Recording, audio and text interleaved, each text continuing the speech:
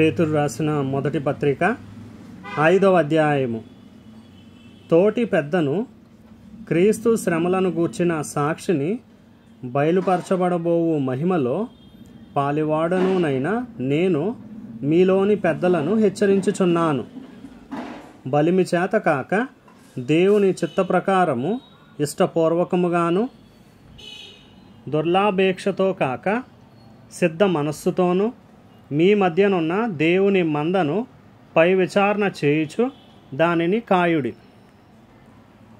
మీకు అప్పగింపబడిన వారిపైన ప్రభువులైనట్టుండక మందకు మాదిరిలుగా ఉండుడి. ప్రధాన కాపరి ప్రత్యక్షమైనప్పుడు మీరు వాడబారని మహిమా కిరీటము పొందుదురు.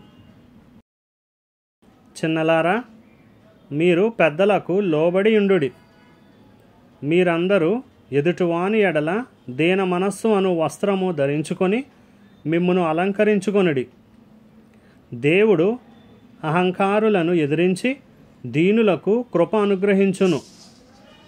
దేవుడు తగిన సమయమందు మిమ్మును హెచ్చించున్నట్లు ఆయన బలిష్టమైన చేతి క్రింద దీన మనస్కులై ఉండుడి.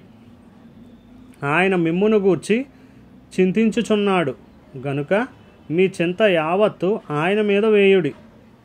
నిబ్బరమైన బుద్ధి గలవారై మెలకువగా ఉండుడి. మీ విరోధి అయిన అపవాది గర్జించు సింహము వలె ఎవరిని మృంగుదునా అని వెదకుచు తిరుగుచున్నాడు. లోకమందున్న మీ సహోదరుల యందు ఈ విధమైన శ్రమలే నెరవేరుచున్నవని ఎరిగి విశ్వాసమందు స్థిరులై వానిని ఎదిరించుడి.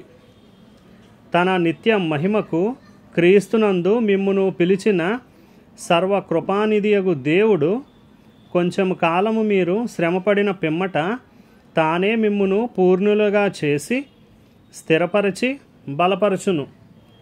యుగ యుగములకు ప్రభావం ఆయనకు కలుగునుగాక. ఆమేన్.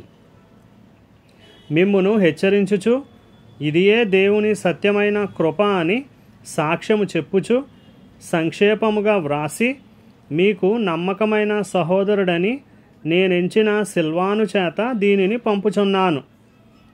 ఈ సత్యకృపలో నిలకడగా ఉండుడి. బబులోనులో మీవలే నేర్పరచబడిన ఆమెయు నా కుమారుడైన మార్కును మీకు వందనములు చెప్పుచున్నారు. ప్రేమగల ముద్దుతో ఒకనికి ఒకడు వందనములు చేయుడి. క్రీస్తునందున్న మీకందరికీ సమాధానము కలుగునుగాక.